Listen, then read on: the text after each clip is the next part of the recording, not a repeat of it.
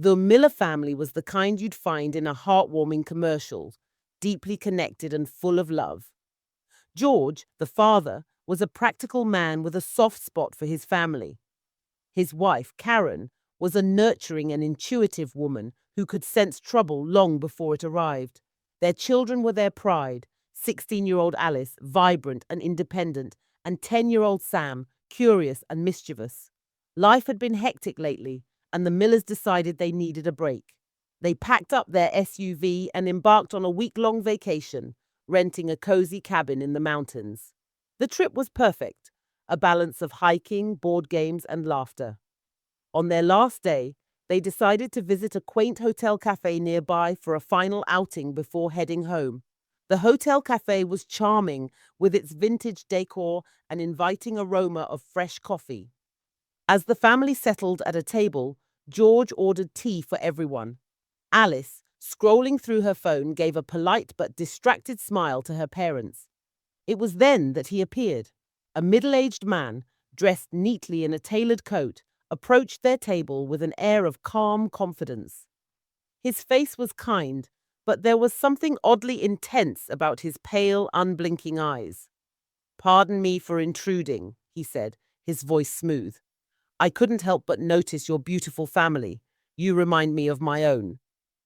George, ever the polite host, gestured for the man to join them. "Well, that's kind of you.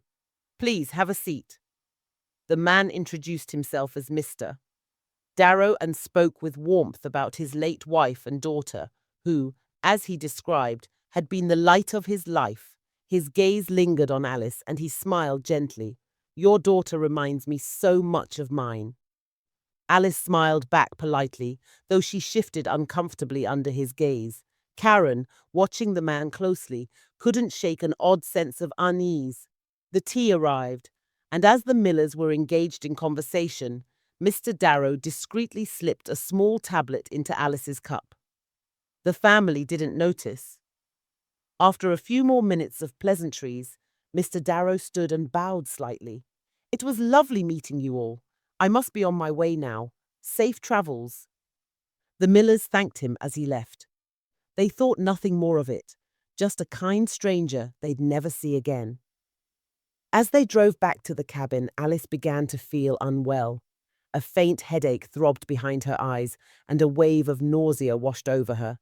She chalked it up to fatigue from their busy day and brushed it off when her mother asked if she was feeling all right. "I'm fine, Mom," Alice said, forcing a smile. "Just tired." Karen frowned but didn't press further. Back at the cabin, the rain began to pour, creating a soothing rhythm against the windows. The family gathered in the living room for a final night of games before their return home. Alice excused herself, saying she needed to rest. She went to her room, closing the door behind her. George noticed her absence and called out, "Alice, you okay up there?" No response. "She's probably asleep," Karen said, though a knot of worry tightened in her chest. The family was winding down when a sudden knock echoed through the cabin. George exchanged a confused glance with Karen. It was nearly midnight, far too late for a casual visitor. "I'll check it," George said, heading to the door. He peered through the peephole and froze. It was Mr. Darrow. The man stood in the pouring rain, wearing a long raincoat and holding a drenched umbrella. His calm demeanor from earlier was still present, though his eyes seemed darker, colder. George hesitated before opening the door. "Mr. Darrow, what are you doing here?" "I'm terribly sorry to disturb you," Darrow said, his voice smooth as ever. "My phone died and I got caught in the storm. I saw your car outside and thought I'd ask if I could charge it here." Karen appeared behind George, her face pale. "Who is it?" she asked. George glanced back, uncertain. "It's the man we met at the cafe." Karen's unease deepened. "Tell him to find another house." But George, ever kind-hearted, opened the door and stepped aside. "Come in. You can charge your phone." Mr. Darrow entered, shaking off the rain. He took a seat on the sofa, his calm presence filling the room. Karen watched Mr. Darrow closely as George fetched a charger. Something about the man didn't sit right with her. He seemed too at ease, too comfortable in their home. His eyes roamed the room, lingering on family photos and the staircase leading to the bedrooms. She pulled George aside. "I don't like this. He's strange. Ask him to leave." George hesitated. "He'll leave once his phone charges. Let's not be rude." Karen pressed her lips together but didn't argue. She returned to the living room where Mr. Darrow was sitting, hands folded neatly in his lap. "You have a lovely home," he said. "Very inviting." "Thank you," Karen replied curtly, her unease growing. Time passed and Mr. Darrow showed no signs of leaving. He made small talk with George, asking about their vacation and their plans to return home. Karen sat silently, her nerves fraying with each passing minute. Finally, George cleared his throat. "Mr. Darrow, I think your phone should have enough charge now." Darrow didn't move. Instead, he smiled, a smile that didn't reach his eyes. "I appreciate your hospitality," he said, "but I'm afraid I won't be leaving." The room fell silent. George stared at him, confused. "Excuse me?" "I'm not going anywhere," Darrow repeated, his voice calm but firm. George's face hardened. "Look, I've been polite, but this isn't your house. You need to leave." Darrow's smile widened. "And I told you, I'm staying." Karen stood abruptly, her heart pounding. "George, ask him to leave now." But Darrow's next words made them freeze. "Alice," he called softly. From upstairs, the sound of footsteps echoed. A moment later, Alice appeared at the top of the stairs. Her head was bowed, her face blank. She moved mechanically, descending the steps like a puppet on strings. Karen clutched George's arm. "Alice! Honey!" Darrow leaned back on the sofa, his smile turning devilish. "She's with me now." Alice descended the stairs slowly, her bare feet making soft thuds against the wooden steps. Her head hung low, her long hair falling over her face, masking her expression. Karen's heart raced as she took a step forward. "Alice, sweetie, are you okay?" she asked, her voice trembling. Alice didn't respond. She stopped at the bottom of the stairs and turned to face Mr. Darrow. Her movements were stiff, unnatural, as though she were being controlled by an unseen force. George placed a protective arm in front of Karen. "What have you done to her?" George demanded, his voice rising. Mr. Darrow tilted his head, his smile calm yet unsettling. "I told you, she's with me now. There's no need to make this difficult." "Make what difficult?" Karen shouted, her voice cracking. "She's our daughter. You're going to leave right now." Alice turned her head toward her mother, her expression eerily blank. "He's not going anywhere," she said, her voice monotone. "He will live with us." Karen staggered back, tears welling in her eyes. "What did you do to her?" she cried. George advanced on Mr. Darrow, his fists clenched. "You think you can just come into our house and take over? Get out now or I'll make you." Darrow's grin widened as he leaned back casually in his seat. "You're only making this harder for yourself, George." George grabbed Mr. Darrow by the collar, lifting him slightly off the sofa. "You don't get to threaten my family," he roared. "What have you done to my daughter?" Darrow didn't flinch. He laughed, a deep, guttural sound that sent chills down Karen's spine. "You're a brave man," Darrow said, his voice dripping with mockery, "but bravery without power is useless." Alice suddenly moved, grabbing George's arm with surprising strength. "Stop it, Dad," she said, her voice cold and robotic. George looked at her, stunned. "Alice, what are you doing?" "She doesn't belong to you anymore," Darrow said. "She's mine." Karen rushed forward, trying to pull Alice away, but the girl shoved her mother back with a force that sent her stumbling into a chair. Karen gasped, clutching her side. "Alice, what's wrong with you?" Darrow's laughter filled the room as George released him and turned to his daughter. "Alice, this isn't you. Fight it. Whatever he's done to you, fight it." But Alice didn't respond. She stood rigid, her eyes blank as though she were staring at something far away. Karen knelt on the floor, tears streaming down her face. "Please," she begged Darrow, "please just let her go. She's our daughter. We'll give you anything. Just let her go." Darrow's smile faded slightly as he studied Karen. For a moment his eyes softened, but the darkness quickly returned. "You don't understand," he said. "She's not yours to give.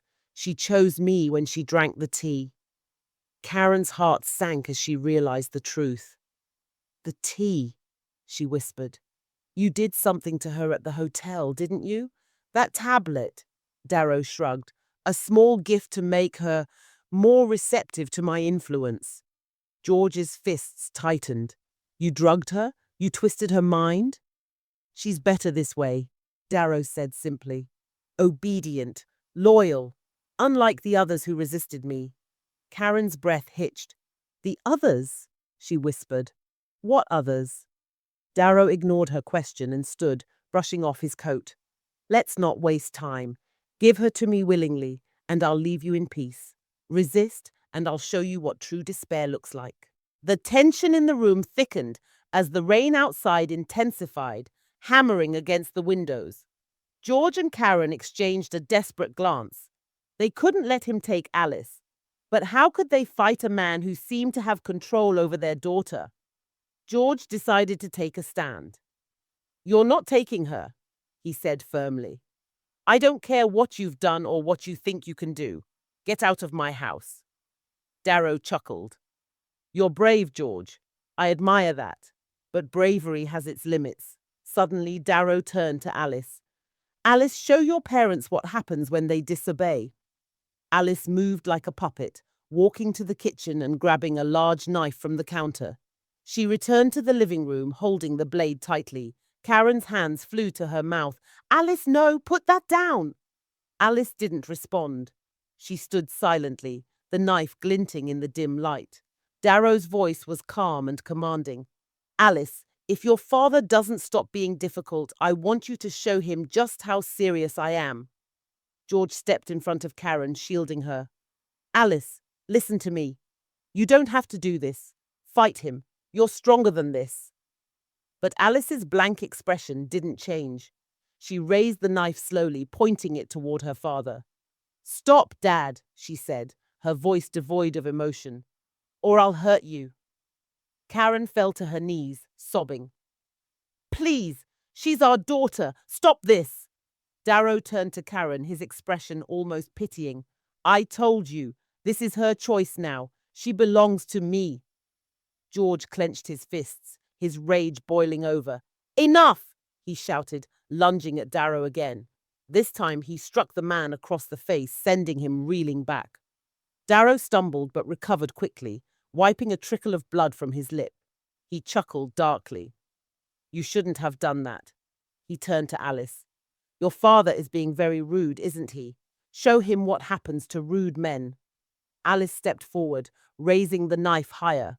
George held his ground, his heart breaking as he saw his daughter's lifeless eyes. "Alice, please," he said softly, "come back to us." Karen, still on the floor, suddenly had an idea. She crawled toward the kitchen, trying to remain unnoticed. If she could find something, anything to disarm Alice or stop Darrow, maybe they could turn the tide. As Karen searched the kitchen drawers, her fingers brushed against a roll of rope. Her heart pounded as she grabbed it and crept back toward the living room. George was still facing off with Darrow and Alice, trying to buy time. "You're not getting away with this," George said. "Whatever you're planning, it ends here." Darrow smiled, his eyes gleaming. "Oh, George, this is only the beginning." Karen positioned herself behind Alice, holding the rope tightly. With a deep breath, she lunged, wrapping the rope around her daughter's arms and pulling her back. Alice dropped the knife, struggling against her mother's hold. "George, now!" Karen screamed. George charged at Darrow, tackling him to the ground. The two men grappled, the sound of their struggle echoing through the house. Darrow's calm facade began to crack as George landed blow after blow. But then Darrow laughed again, a chilling sound that stopped George in his tracks. "You think you've won?" Darrow hissed, blood dripping from his mouth. "This is far from over." As George pinned Mr. Darrow to the floor, breathing heavily from the scuffle, Darrow's laughter echoed through the room. His bloodied lips twisted into a smile as he turned his gaze toward Alice. Despite being restrained by Karen, Alice's body twitched violently, as though she were trying to break free. "You don't understand the depths of my power," Darrow said, his voice low and menacing.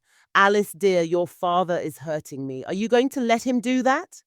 Alice's head snapped upward, her blank, glassy eyes focused on Darrow. With an unnatural burst of strength, she wrenched herself free from Karen's grasp. Before Karen could react, Alice sprinted toward the kitchen, grabbed a second knife, and turned back to the living room. "Stop hurting him, Dad," Alice said, her voice eerily calm. She held the blade steady, pointing it toward George. Karen screamed, "Alice, no, put it down!" Darrow smirked as he wiped the blood from his mouth. "She's mine now. Do you see, George? She'll do whatever I say." Karen rushed toward her daughter, hands trembling. "Alice, baby, listen to me. You're stronger than this. Don't let him control you." Alice's face softened for a brief moment, as though some part of her were struggling against the invisible chains holding her. But Darrow's voice cut through the room like a knife. "Enough." Alice's body stiffened once more, her eyes returning to that lifeless state. She raised the knife higher, her expression cold. "Don't come any closer, Mom." Karen froze, her tears falling freely. "Please, Alice, it's us, your family.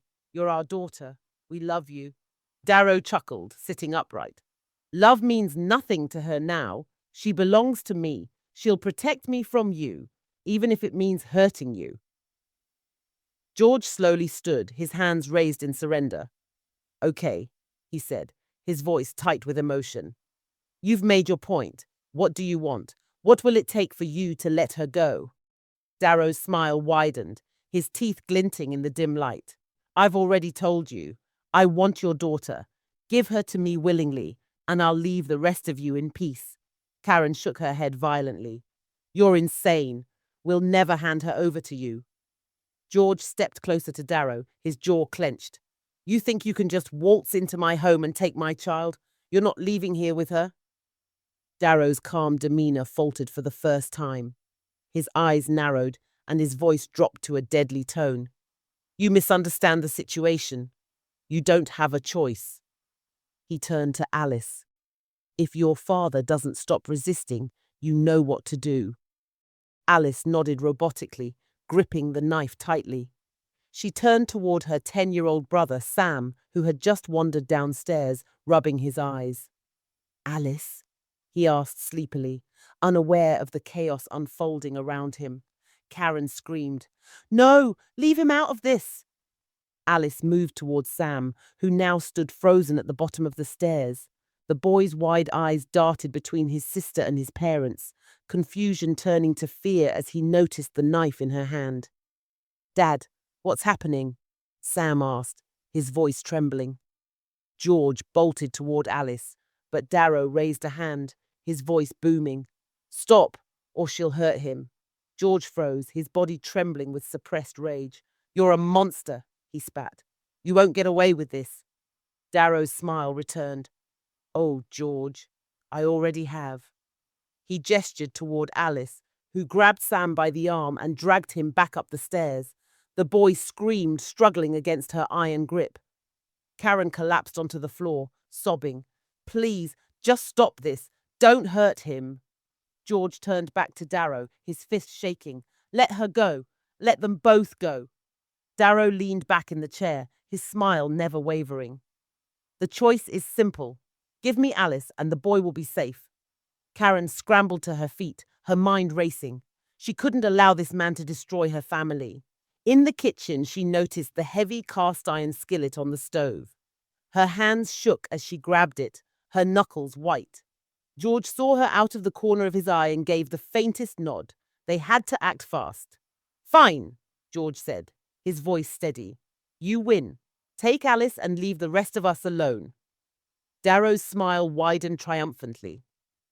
A wise decision.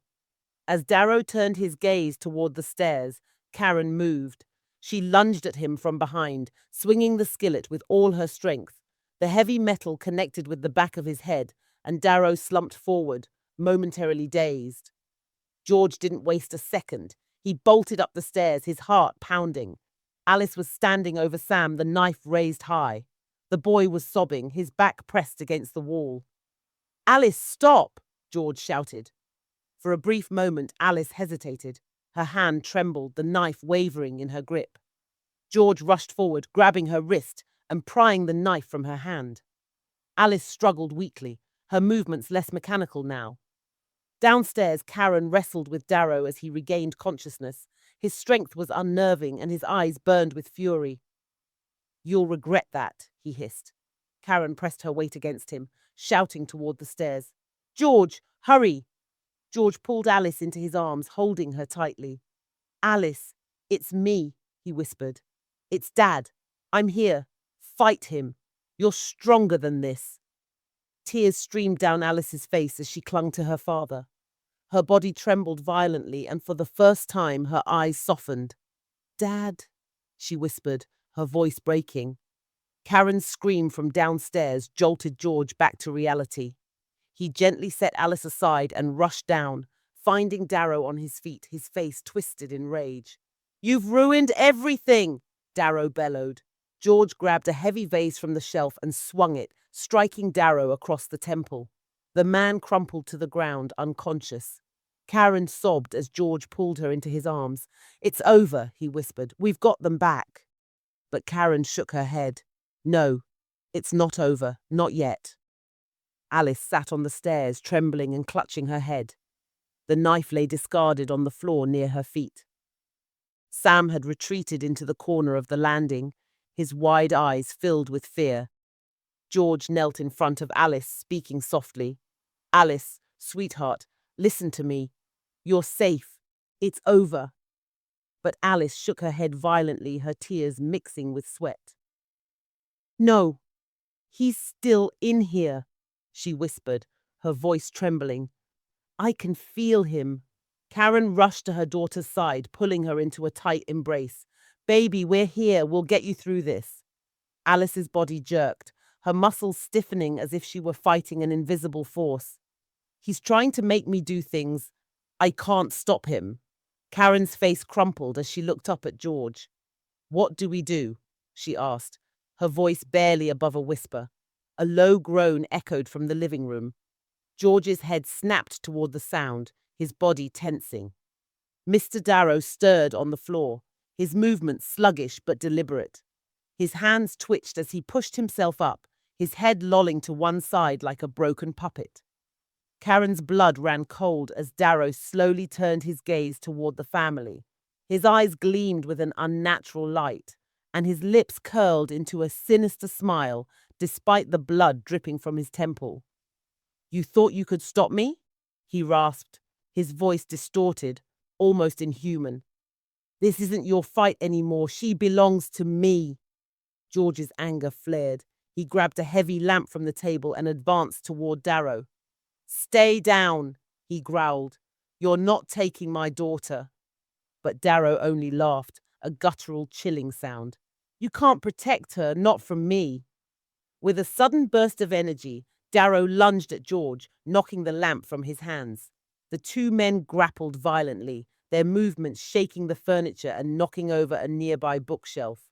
Karen pulled Alice and Sam into the kitchen, her mind racing. She knew Darrow's influence over Alice was still strong, and she needed to act quickly. Her eyes landed on the bundle of rope she had used earlier. She grabbed it and turned to her children. "Stay here," she said firmly.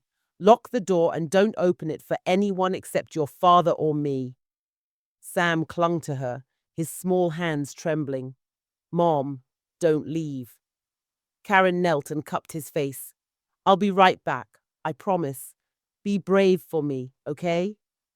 Sam nodded reluctantly, and Karen kissed both of her children before stepping back into the fray. In the living room, George and Darrow were locked in a brutal struggle. Darrow's strength was unnatural, his movements unnervingly precise. George, though larger and stronger, was beginning to tire. Karen entered the room quietly, clutching the rope behind her back. "George," she called, distracting Darrow just long enough for George to shove him backward. Karen moved quickly, looping the rope around Darrow's arms and pulling it tight. George grabbed the other end, and together they wrestled him to the floor, binding him securely. Darrow thrashed against the restraints, his laughter turning into a guttural growl. "You think ropes can hold me?" he spat, his voice echoing unnaturally. "You have no idea what you're dealing with." Karen knelt beside him, her voice shaking with rage. "What do you want with Alice? Why are you doing this?" Darrow's eyes gleamed with malice. "She's the final piece," he said simply. "The one I need to complete my work. Without her, I can't finish what I've started." George grabbed Darrow by the collar, shaking him. "What work? What are you talking about?" Darrow smirked. "You'll see soon enough." As the rain lashed against the windows, Darrow began to speak, his voice calm and deliberate. "For centuries, men like me have sought to unlock the full potential of the human spirit, to ascend beyond mortal limits." Karen's heart pounded. "And what does that have to do with our daughter?" Darrow's smile widened. "She's special, pure. A soul like hers can open doors to places you can't even imagine. With her, I can finish my ritual and take my rightful place as something greater." George's face twisted with disgust. "You're insane." Darrow ignored him, his gaze fixed on Karen. "You should feel honored. Your daughter will be part of something eternal." In the kitchen, Alice paced frantically, her hands clutching her head. Sam watched her nervously, unsure of what to do. Suddenly, Alice froze, her body stiffening. "He's calling me," she whispered. Sam's eyes widened. "Who?" Alice turned to him, her face pale. "I have to go to him. He's waiting." Before Sam could stop her, Alice unlocked the door and stepped into the hallway. Sam ran after her, calling for their parents. As Alice entered the living room, Darrow's eyes lit up. "There you are," he said, his voice dripping with triumph.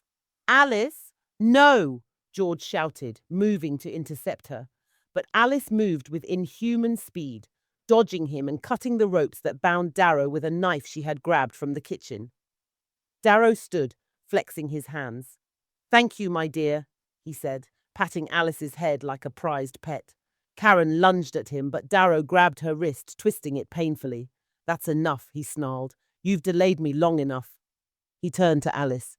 "Come, we have work to do." Darrow dragged Alice toward the door, his grip on her unrelenting.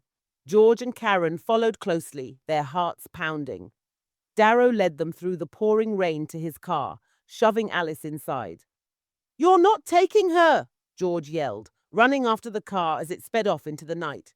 Karen grabbed George's arm. "We'll follow him. Get the bike."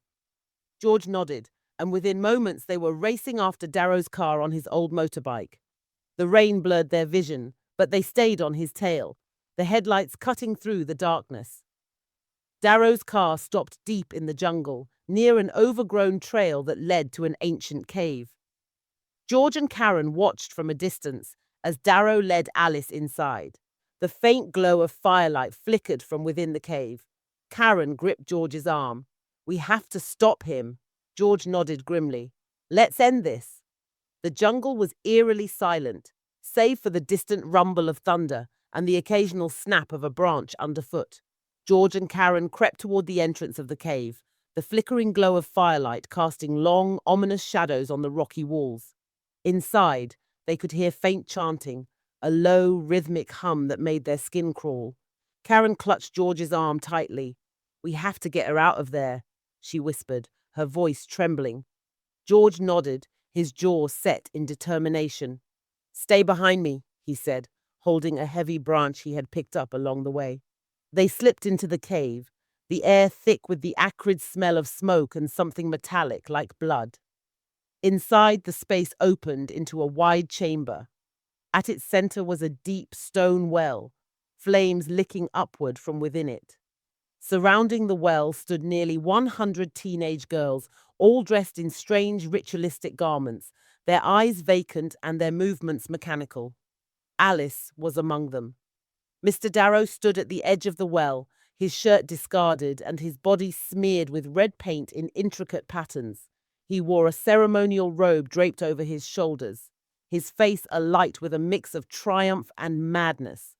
He raised his hands, and the chanting grew louder as the girls moved in unison, swaying rhythmically. "This is the moment I have waited for," Darrow declared, his voice echoing through the chamber. "With her, the final piece, the ritual will be complete." George's heart sank as he saw Alice standing near the front of the group, her expression blank and her movements mirroring the others. Karen stifled a sob, her hand over her mouth. Darrow gestured toward Alice. "Come, my child," he said. "Don the robe of sacrifice and take your place." Alice stepped forward, her movements stiff and jerky. Two girls approached her with a crimson robe, draping it over her shoulders. George tightened his grip on the branch, his knuckles white. "We have to stop this now," he whispered to Karen. As Darrow began chanting in an ancient language, George surged forward, his footsteps muffled by the chanting. He reached Alice just as she began moving toward the well. "Alice!" George grabbed her arm, spinning her around. "It's me, sweetheart! Fight him!" For a moment, Alice's eyes flickered with recognition, but Darrow's voice boomed through the chamber. "She is mine!" he bellowed. "Obey me, child!" Alice froze, her body trembling as if caught between two forces. George turned to Darrow, his rage boiling over. "You'll never take her from me!" he roared, swinging the branch with all his might. The wood struck Darrow across the chest, knocking him backward. The chanting faltered as the girls wavered, their movements slowing. But Darrow recovered quickly, his expression twisting into one of pure fury. "You dare defy me in my own sanctuary," he snarled. "I'll make you regret it." Karen, seeing her chance, rushed toward the group of girls. She grabbed Alice's shoulders, shaking her gently. "Alice, baby, listen to me. You're stronger than this. Come back to us." Alice's body shook violently, her hands clutching at her head. "Mom, I can't. He's in my head," she whimpered. Karen pressed her forehead to Alice's. "You're our daughter. We love you. Fight him." Alice let out a strangled cry, her body convulsing as she fell to her knees. Around her, the other girls began to stir, their blank expressions breaking into confusion and fear. Darrow roared in frustration, his voice echoing like thunder. He raised his hands, and the flames in the well flared higher, casting the chamber in an eerie red light. "You think you can stop me? I am eternal." He began chanting again, his voice commanding.